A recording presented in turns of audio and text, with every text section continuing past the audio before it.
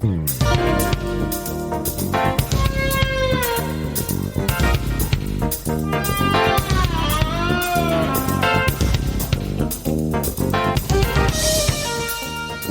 to the More Perfect Union, the podcast that offers real debate without the hate, sponsored by BetterHelp.com. I'm Kevin Kelton, along with my friends, Greg Matusak.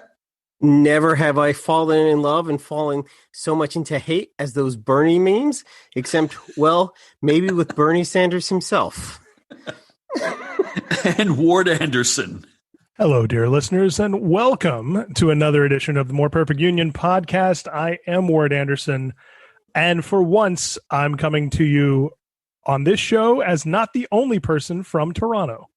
With us this week, our guest, he is a media personality who has been seen all over the world. He can be heard on SiriusXM Satellite Radio, Channel 167 Canada Talks, host of The Sean Prue Show. Please welcome to our show, Sean Prue. That's a nice intro. Thank you very much. You couldn't have invited me here a year ago. Because a year ago, I had no interest and no knowledge whatsoever about U.S. politics. But it's true. Before we get into the week in the news, Sean, you want to tell us a little bit about the show that you do on Sirius?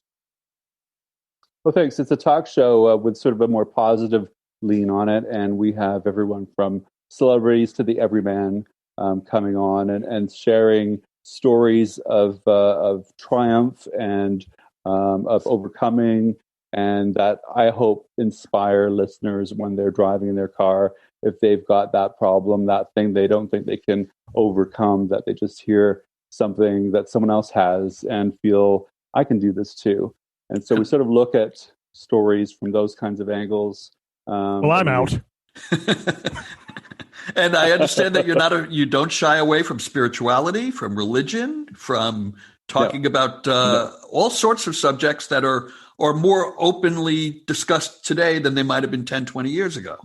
Yeah, and with a sense of humor and with a sense of open-heartedness as well. So we've covered everything, and we've had guests, as I was saying to you off air, from Oprah to Lady Gaga on the show as well, talking about specific things to inspire others as well. Great. Fantastic. Well, we're thrilled that you're here. And because we all share a love of broadcasting, we wanted to start by acknowledging the passing of a true great, Larry King. I was a fan, especially when he was on CNN, but I used to listen to him when he was on radio before that. Ward, I'm sure that you followed his career. I did. And you know what? I think that over time, I mean, you're talking about a guy who was 87 years old, and he was still doing interviews right up until the end, right? And I'm fully aware of the fact that in many circles, in many ways, Larry King became a joke. He became kind of a parody of himself.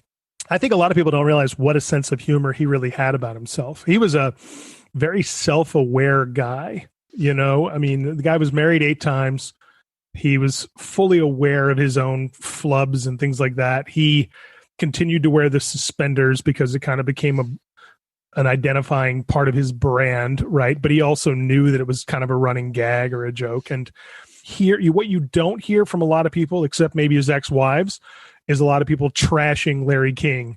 You just don't hear that. You hear that he was an amiable, affable guy. And that's probably why people enjoyed talking to him like they did. So we're certainly sad for his passing. Also, Hank Aaron, who was another one of my heroes. A lot of people this week talked about his abilities on the field and, of course, the records that he set and broke. But I didn't hear a lot of people mentioning what a classy guy he was as a baseball player. And then after his career ended, he was always just one of those guys that there was never any controversy about him because he was just such a good, decent, classy guy. I'll tell you what surprised me about Hank Aaron was about 10 years or so ago, I was home in Georgia visiting my family, and I was watching television, and a commercial for a local Atlanta brand came on. I don't remember what it was, a car dealership or a restaurant or something. And it was a local commercial. It was not a national commercial. And Hank Aaron was the spokesperson. And I remember watching that going, this is a living legend right here. I'm not a sports fan, but I know who Hank Aaron is. And we're talking about a living legend.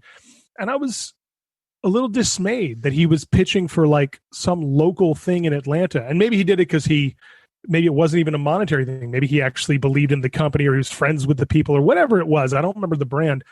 But at the same time, there was part of me that was like, this guy should be doing national commercials, right? Like if he's doing any pitching, it should be for some mega brand or whatever. But he was doing local stuff in Atlanta. And that was an interesting thing to me. I mean, I'm sure he was paid well or whatever, but it just, you know what I mean? Like when you turn on the TV and you see a local commercial, you don't expect that there's going to be this sports legend for the local, car dealership or whatever. Good point. You talk about paid well. People who are into baseball know that Babe Ruth, I don't think was ever paid more than, I think, $80,000 in a season. Of course, you're going back to the 1920s and the 1930s at that point in time. But a lot of people probably don't realize that as recently as the mid-1970s, when Hank Aaron and Willie Mays were at the top of their sport, their top incomes was around $200,000 a year. They weren't making the 10 million or 30 million or 50 million that people were making now, even in those days' dollars. So, yeah, you couldn't have a career like Hank Aaron's or Willie Mays's and be set for life after that. Things have changed. And of course, we're making the big bucks here, so we better get to doing our show. The inauguration this week, well, what do you guys think? Did it meet expectations? Did it exceed them? Did it underperform? And who was the best dressed and the worst dressed? What was amazing for me was it was just this huge sigh of relief. There was so much tension from so many people. They were afraid that something bad was going to happen. The military presence. I watched it. I actually took time off. I didn't eat lunch that day, and I watched it for like an hour and then maybe a little bit longer. And it was amazing. I was watching it with my family, and my mother-in-law couldn't sleep the night before. She was just like, really? She was in tears for most of it, but this was a very emotional experience, I think, for 52% of the country. And it was not only that finally he's gone, but also finally that it went off safely. I just wanted to say, I hope that what we saw at the inauguration, I know it won't, but I would like to see it put to rest more of the Biden has dementia talk. I get really tired. It's still going on. It's still going on. And I go, how many times do we see the guy come out and give these great speeches where then later I've got to hear people say, well, Biden doesn't even know where he is half the time. I'm like, what are you talking about? What has gotten lost, I think, but I think in history it will be acknowledged that not only is Biden sort of hit the ground running as president, he was a fabulous president-elect. Mm-hmm. And people don't talk about that enough. President-elects are usually sort of like the lame duck president. They're busy putting together their cabinet. They're getting prepared to take power, but they usually don't do a lot in those 2.5 months. Biden became the de facto president of the United States for 2.5 months and provided the leadership that we so desperately needed, at least in my opinion. And he did it with a lot of competence, with a lot of clarity, and with a lot of class. And yes, alliteration helped in that sentence. But that said, I do think historians will probably go back and say, whatever the grade that he gets in his first 100 days and his first year in office, I think that he'll get a very good grade as being maybe the most effective president-elect we've had since possibly, I don't know, FDR. Although that's big. That's big. He had to say in the entire speech was calling for the rejection of a culture where facts are manipulated and manufactured. And he's been doing that a lot, referring, of course, to all the misinformation and lies that Trump has spouted, the 30,000 odd times he's done it. And even now, as we're seeing, as we just mentioned in Fox News, this kind of asking about Biden's dementia, it's just more lies. And I think at the end of the day, one of the things that has made it so possible for all the catastrophe that we've seen to exist and to rise up has been the constant lying. And so him calling for the rejection of that and continuing to call for the rejection of that, I think is so important and was key in his speech. Did anybody see, I'm sorry to interrupt, did anybody see Rand Paul being interviewed by George Stephanopoulos this morning? Yeah. Lying, yes. Yeah, that whole run Lying about to him, not being interviewed. Yeah. Oh, it was great. Hey, first of all, George Stephanopoulos ripped him a new you-know-what hole, and Rand Paul just was foaming at the mouth about being called a liar, which, by the way, George Stephanopoulos never did. But he took the point that Stephanopoulos was making. You guys saw this. He took the point that there was no election fraud great enough to have changed the election in even one state, let alone four. And because he wouldn't let Paul kind of talk around that, and he kept calling him on that, Paul went nuts about, you always call us liars no matter what happens. There's two sides to every story. And Stephanopoulos said, no, not about this. There's no other side. This is the fact. And then Paul went nuts again.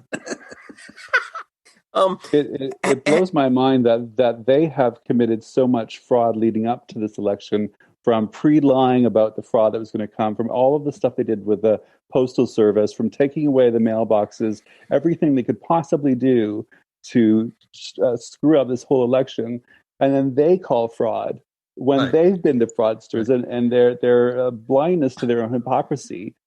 Yes, well, that's their game plan all along. Yeah. But I'll let you get in, Ward. But I just want to say this, building on Sean's thought.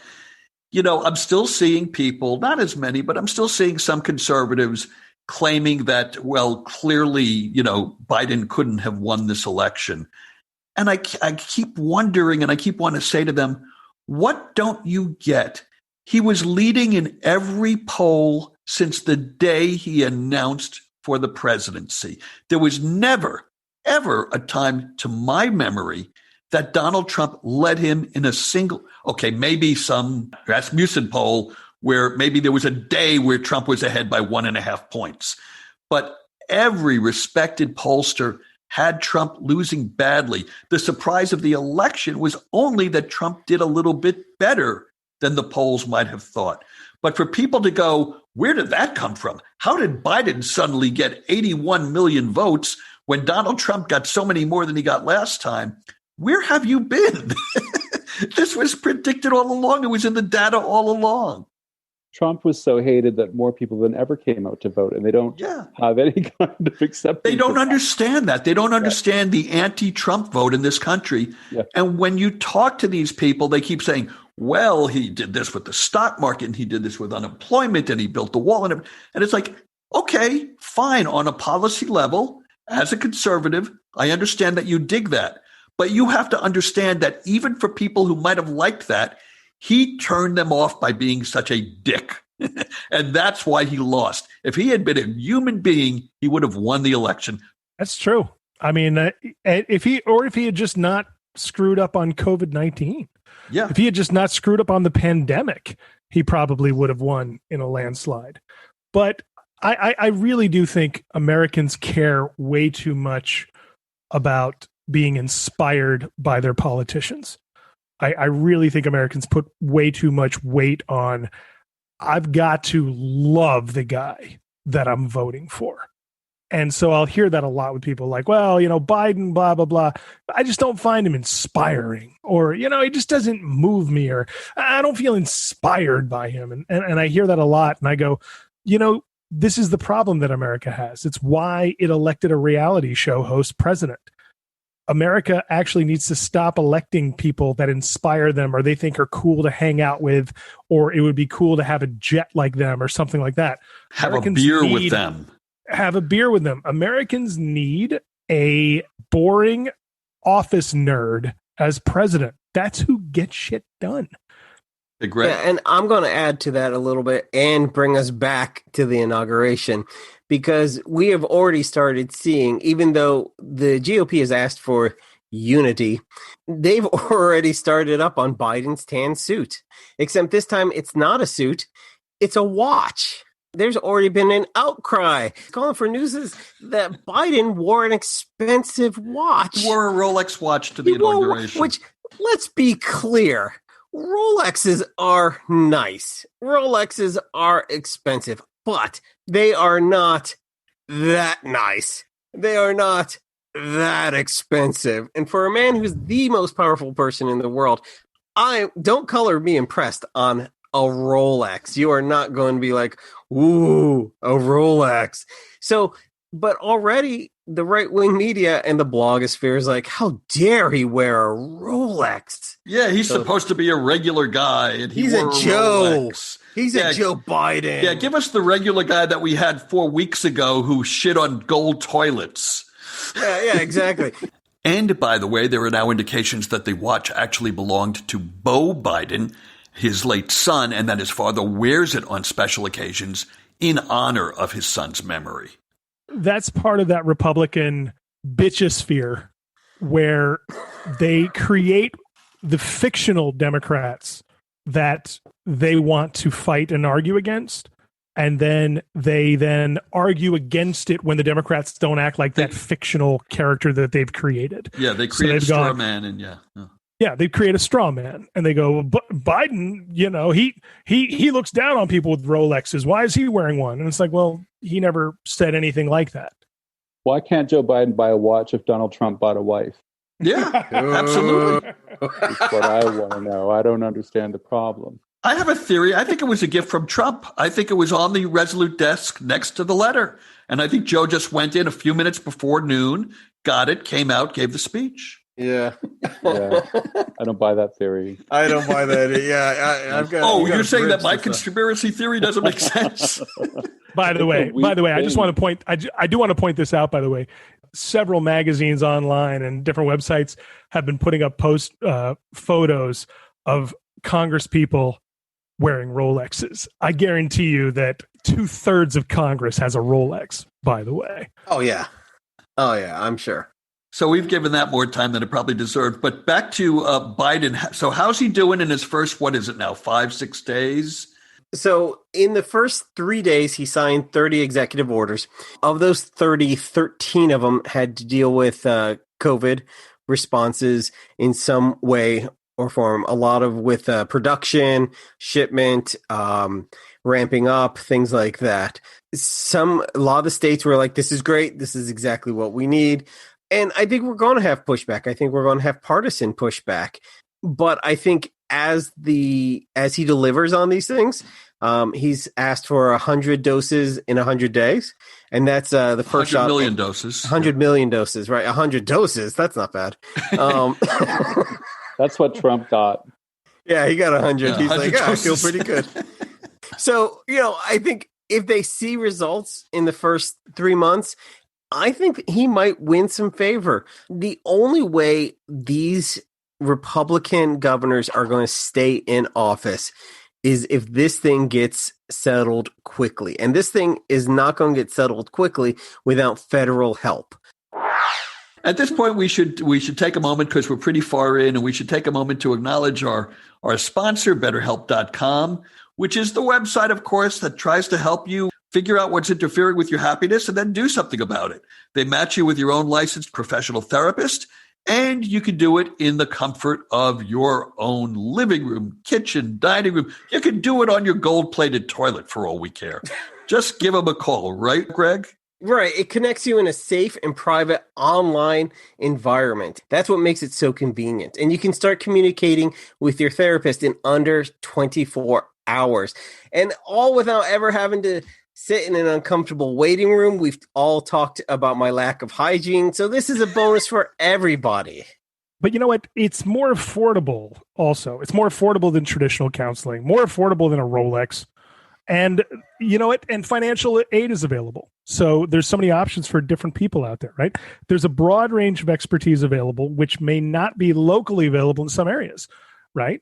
People don't realize that. They can't necessarily get the kind of counseling they want in their area, but with BetterHelp, you can. They have licensed professional counselors who are specialized in depression, stress, anxiety, relationships, sleeping, trauma, anger, family conflicts, grief, self-esteem, LGBTQ matters, self-loathing, narcissism. My resume. They are in charge of my resume.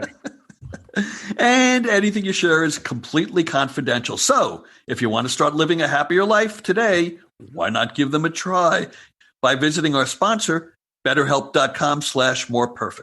So join over 1 million people who have taken charge of their own mental health, all for the better. Again, that's BetterHelp, HELP.com/moreperfect for your 10% off your first month of therapy.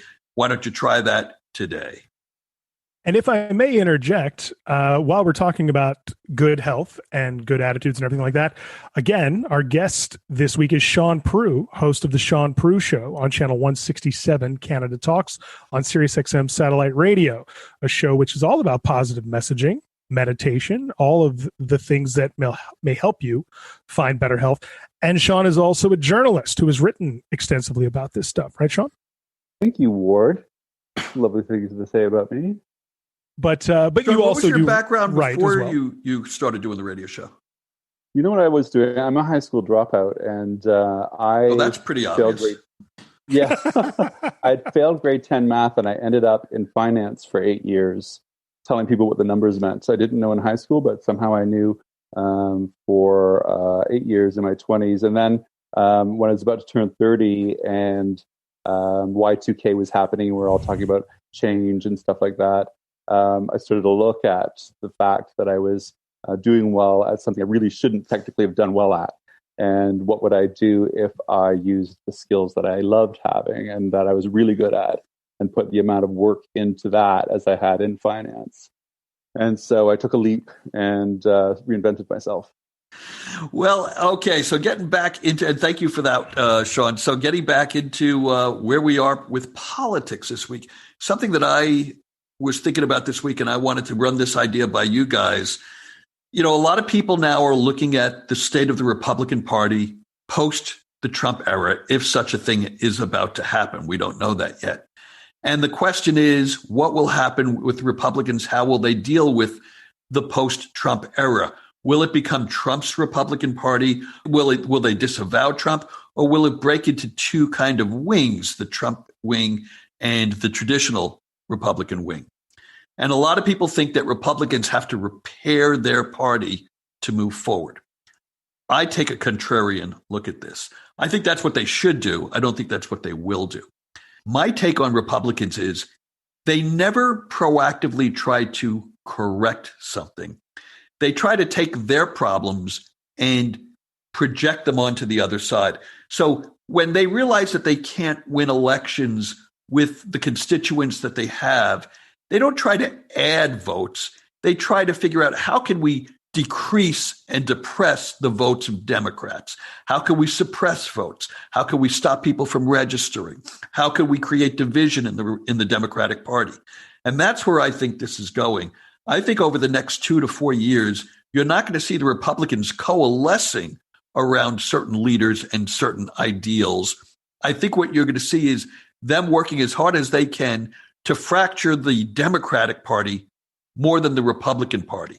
I think they're going to try to drive a wedge between the progressive liberals and the more centrist moderates of the party. And I think they're also going to try to drive a wedge between the black vote and the Democratic Party, because the black vote was so effective in giving us the presidency and now the Senate. Greg, I'll go to you first. Does my little theory hold any water for you? Yeah, to a certain degree. In fact, there was an NBC News poll this morning that I saw that was almost spot on. They said that of current Republicans that they polled, 17% were Trump Republicans.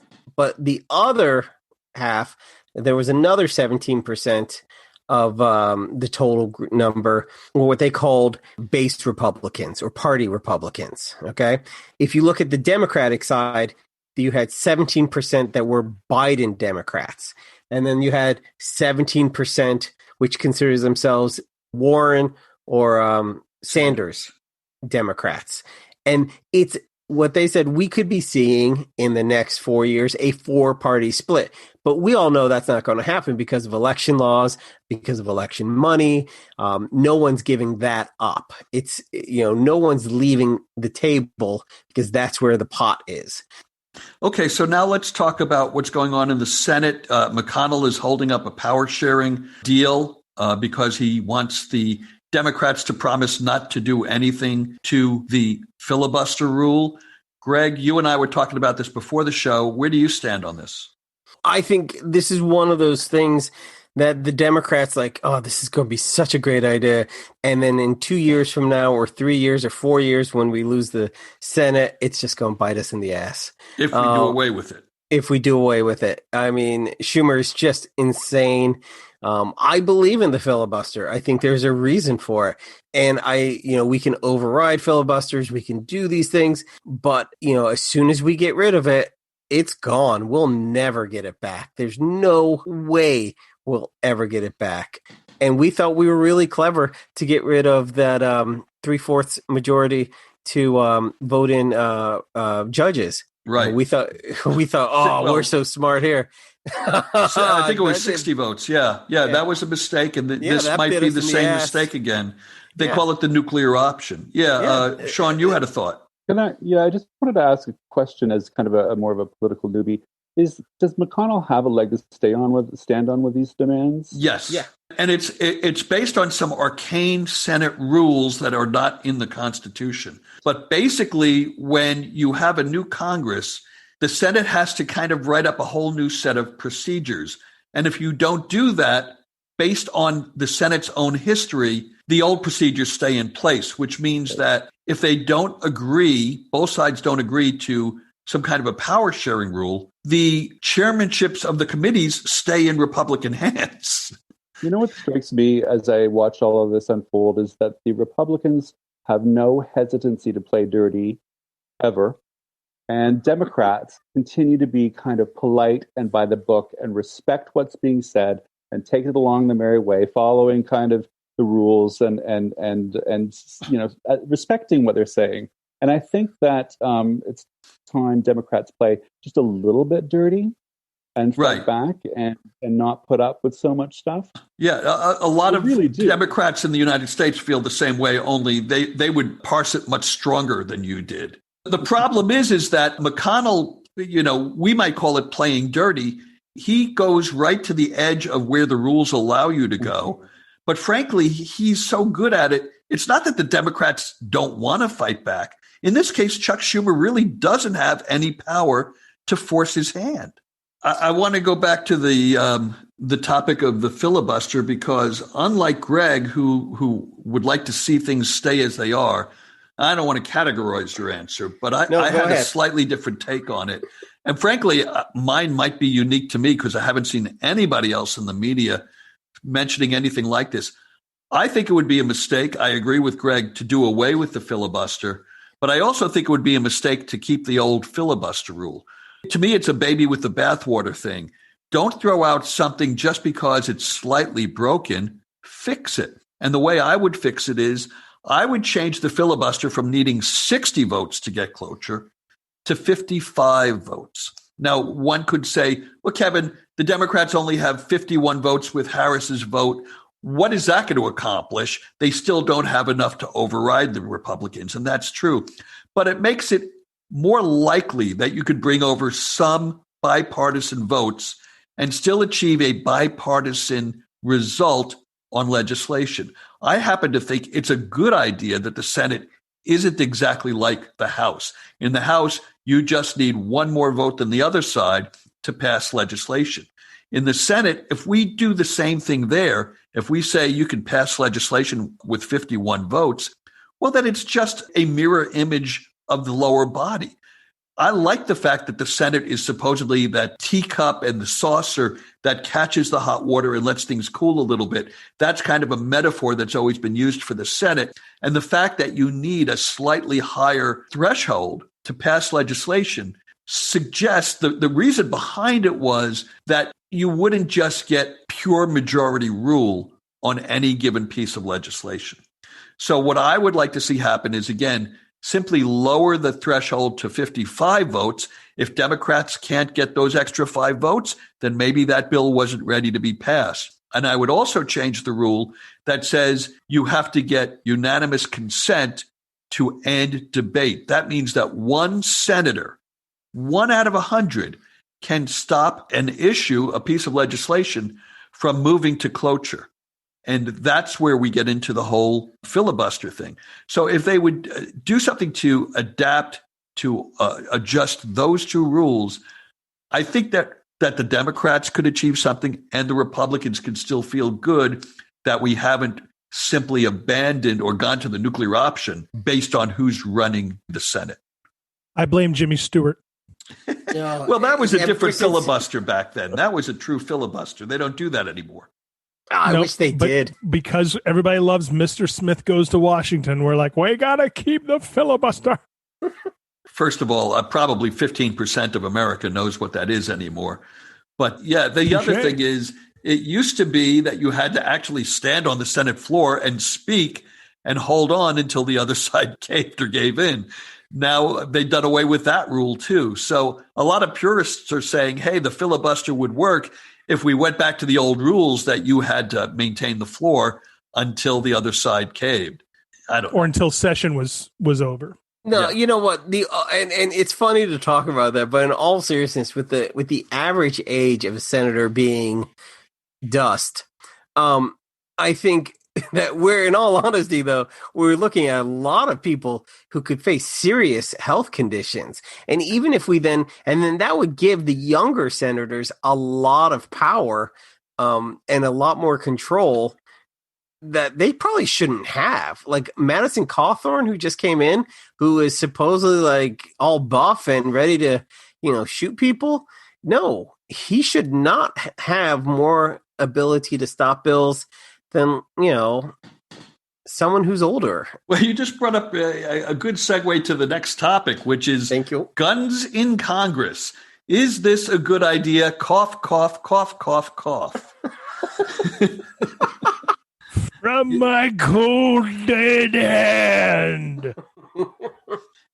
Sean, you had a thought. As a Canadian, I look at the gun laws in the U.S. and I'm astonished by what I see. And with the breach of the Capitol, there were some images taken with these people with like these AK-47s. What are you doing with an AK-47 in your possession? Like, what do you need that for? I can maybe understand a handgun if it was something like that. But so when you say guns in Congress, why do you need a gun at work? When you're surrounded by the Capitol Police. Now, granted, they had an off day. They did have an off day. But generally speaking, you've got your own police force. You don't need to be armed. Okay, now a couple things. A couple things though. Senators and representatives are allowed to keep guns of their own if they have a concealed carry in their office. Okay. Why? It's mind-boggling. I don't know. They are not allowed though to take them to the rotunda. They are not allowed to take them to the actual floor. This past week, Representative Andy Harris, and they've installed metal detectors. Andy Harris got stopped. They found a gun. He said, "Oh," and he turned to the guy next to him. He said, "Here, hold this for me." And it was another representative, and he goes, "No, I don't have a gun license." And he goes, "Oh, gee whiz." And then he went somewhere for 10 minutes, and he came back. He goes, "No gun." Additionally, there have been two freshmen representatives. I'm not going to say which party. It's Republican. But they both have said that they plan on always having their guns with them because that's the way God created them. And, they refuse not to. But so far, the Capitol Police have said that they have not found any guns with them in restricted areas. A friend of mine on Facebook posted something earlier today where he said it was funny talking to his students about what's going on. And one of his students in grade 9, who's 14, said, "I'm supposed to somehow feel sorry for Congress for what they went through. I've gone through 6 active shooting drills in my life." Yeah, this is a 14-year-old kid who has at 6 different times had to go. I'm not saying that there was an active shooter. I'm saying drills. But they've gone through 6 drills in their school to prepare them for a school shooting. So these kids have gone through this, and they're looking at these Congress people and going, "Yeah, you're bitching now? Okay, yeah. Come be here." Yeah. I was involved when I was a teacher several years ago. I was involved in a school lockdown where the police thought that one of the students had a gun. There was a report, and it was during lunchtime, and everything went almost sideways because they tried to lock down all the rooms, and then someone had to go out to to their car and then texted everyone, "Hey, the school is surrounded by police." Everyone started panicking, and then the police ran in. It was really, really scary. We had to keep all of our kids in for a little while, and everyone thought it was just a drug search, which, Lord knows, I've seen a bunch of those too. And it turned out the kid didn't have a gun. It was a mistake. And this stuff is really, really scary. For about the next month, every time I saw a police officer near my school, I was like, well, I guess it's finally happened. And that was just for a mistake. I can't imagine being 13 or 12 and going through this and just accepting that's fine. Yeah, yeah. And still, I mean, this is an issue that's going to come up during the Biden years. It hasn't come up yet, but we could have debates, and people have had debates for 200 years about the Second Amendment. I don't think that that's ever going to be resolved. But even if you accept the Second Amendment at face value, the love of guns. I mean, I see people on Facebook talking about how much they love shooting guns. I understand owning a gun for self-defense. I understand hunting. I understand going to the range so that you can sharpen your skills in case you have to use a gun. But what is there to love about shooting a gun? That's like me saying I love typing, except typing doesn't kill anybody. You know? I think they're penis extenders. Well, possibly. If I was just into the wrong outlet, I guess. Yeah.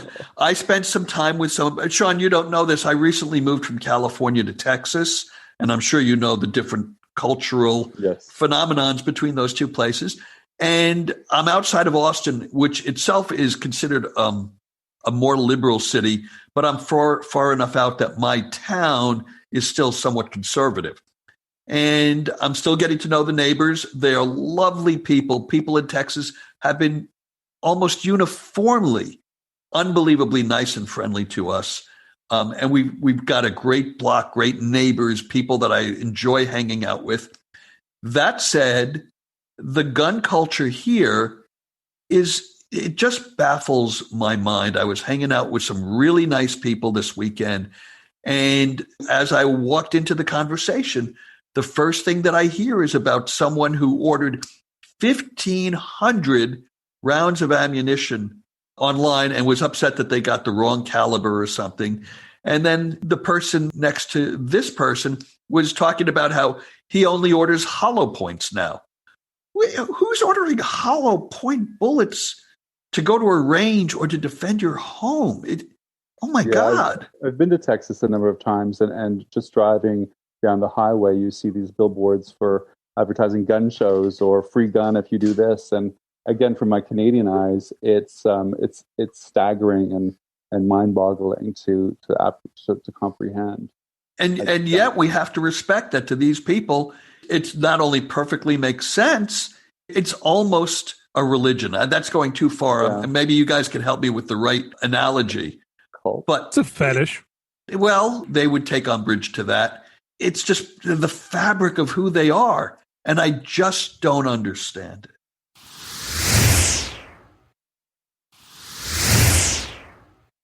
Who here has owned a gun? I've never owned a gun, but I grew up in a house with we had so many guns. It was unbelievable how many guns. So your father or your family owned guns? And yeah, my father owned. Okay. I shouldn't say this on the podcast in case none of them were legal. But I mean, literally dozens. I mean, and once again, this was like the 70s and the 80s. So you grew up in a household where guns were the norm? It was very much the norm, and safety wasn't a thing. We didn't have a gun safe. We knew where the guns were. My mother would say, go grab a pair of socks from your dad's drawer for like a concert or something. And there would be like a gun in there, and it was loaded. They weren't always like in the closet. That's for sure. Ward? I grew up in Georgia, so guns were around. They weren't in my house growing up. My parents didn't own guns. I mean, we had a BB gun, but they weren't in our house. But all of my relatives had them, but they were also people that, I mean, they hunted and worked with livestock and cattle and things like that. It wasn't the same thing as part of today's gun culture. But then I also had a roommate who was a gunsmith when I was in my 20s. And so there were guns all over our house when he was my roommate. That was the time that I had a gun. Some listeners know it. I was indirectly involved in a mass shooting back in 1998. And I will never own a gun again. Yeah, and I will share, and I think I've talked about this on the podcast, not in a long time, but I've had guns pointed at me by police officers. It was a mistaken arrest. This was around 1990, 1991. They mistook my car for a car that they believed might be stolen, and they pulled me over. 6 police officers with handguns and shotguns pointed at me, and I mean, I'm here. I guess you could say no big deal. But when you've had a gun pointed at you, and I know a lot of people have had them pointed at them by much more dangerous individuals than 6 Los Angeles police officers. Once you've had a gun pointed at you, it really, I think, maybe changes your perspective. And that's not to put down people who've served in the United States Army or the military and who fought for our country and have been involved with gunplay. I'm sure that's the wrong terminology for it. But I'm not putting anything down. But once you've been involved in a mass shooting, or you've had somebody hold you up at gunpoint, or otherwise been, on the wrong end of the barrel, it maybe changes your perspective on how much fun it is to shoot guns. It's such an ongoing problem. I just mentioned the thing with me. I mean, long story short, I teased a kid at a party in 1998. And when I left, he got teased some more. And then he left and he came back with an AK-47 and he shot everybody. I did not know this. And that was over 20 years ago. So we're talking about something that has been going on now for, people talk about it as if Columbine was the first of this or whatever. But now, mass shootings and school shootings and all of these, the American gun culture, it's become, I don't want to say normal, but it's become, frequent. That's if there's anything good that has come out of this pandemic, it's that I don't think we've had a mass shooting. Yeah. And so to go back to how we got onto this subject, just to wrap it up. Yeah. Biden was vice president when Newtown happened. He is very much not opposed to the Second Amendment. He believes in the right to own guns, but he also believes in what he would call sensible gun control. And there's no doubt that this issue is going to come up, if not in the first 100 days, in the first couple of years. And it's going to create that divide again because he's going to be pushing for sensible gun legislation. And the Republican Party is going to make that a line in the sand that he's this communist who wants to defang and de-arm everybody because he hates America. We have that to look forward to. If we're going to do that, though, and when I say we, I mean Joe Biden and myself, if we are going to but yeah, he calls me on the Joe phone. If we're going to push for sensible gun legislations, now's the time when we can get things through the Senate. We can get things through the House. And of course, he's going to sign it. But additionally, the NRA is pretty much defanged because they declared bankruptcy in New York, and they will set up shop in Texas eventually, but they are still facing massive lawsuits regardless. They don't have the heft, the political or financial, that they did 2 years ago. And once again, we're not coming for everybody's guns. Joe Biden has spoken many times about he owns shotguns. I mean, he's a gun owner. Awesome. Glad to meet you. Not my bag. But sensible gun ownership is not a bad thing. The NRA and the Republican Party both have made the mistake in the fact that they don't realize that they've started to lose the hunters. And the National Rifle Association was always a hunting and sporting association. It didn't become a guns rights organization until the mid-'80s and the late 80s, right? So the thing about it is now you have hunters who genuinely hunt for sport or for food, but that is their main goal with guns. That is their main, their thing with guns. The easiest way for me to say it, right? Hunters are now getting turned off by the gun culture in America. People who actually have always supported the NRA and supported gun rights are starting to turn away and go, I don't actually want everyone to have a gun like I do, because I know that not everyone is responsible like I am when it comes to guns. And I have it for hunting and sport, and not because I feel afraid of everything or I need to protect myself at all times. And that has started to happen. You're seeing that they're starting to lose the hunters in this issue. Yeah, a friend of mine is an avid hunter, goes out, brings me lots of food every so often, drops off some steaks, venison steaks. And I've asked him, I said, why don't you ever take me hunting?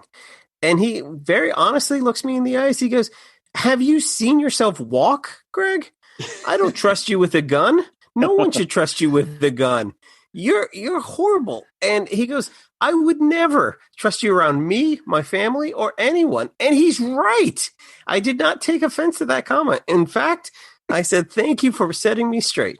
We barely trust you with GarageBand. You don't even trust me with a real. This is even a real microphone. You have to, but the one thing about guns, I don't think we say enough. We always talk about the false equivalence when people try to say more people die in car accidents. Okay. And I say that is a false equivalence. But let me say this really quickly.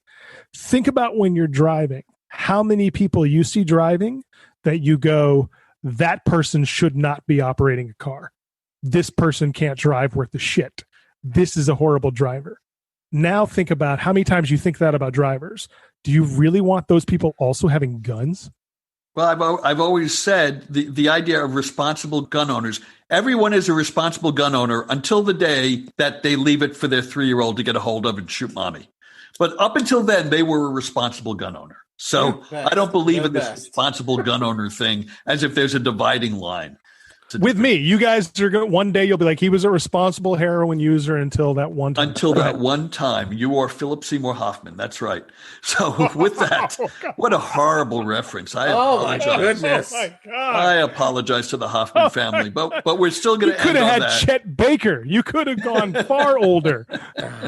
I could have gone Jimi Hendrix. I had to go to Philip Seymour Hoffman. You went too soon. Thanks for listening. If you enjoy what we do here, if you enjoy our morbid Philip Seymour Hoffman jokes and want more of them, please follow us on Twitter at MPU Podcast and on Instagram at MPU Fan Club. And don't forget to share our link on your Facebook timeline so your friends can discover us as well. Sean, we want to thank you for being here. Again, we want to plug your show on Sirius XM, channel 167. Is that correct? Yep. Thanks for having me, guys. It's called The Kevin Kelton Show.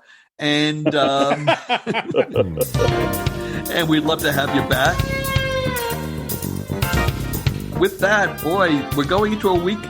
It's the impeachment is not until like February 8th or something like that.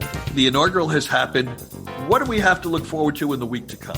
Oh, man, Friday, January 29th. From the people that brought you Sharknado comes Triassic Hunt. I've seen the promos. That dinosaur looked very real to me. I believe in dinosaurs now. I'm buying special popcorn. We're making this a family affair. Can my family watch it, or should I consult someone first? How old are your kids? 15 and 11. Oh, yeah. Yeah. Okay.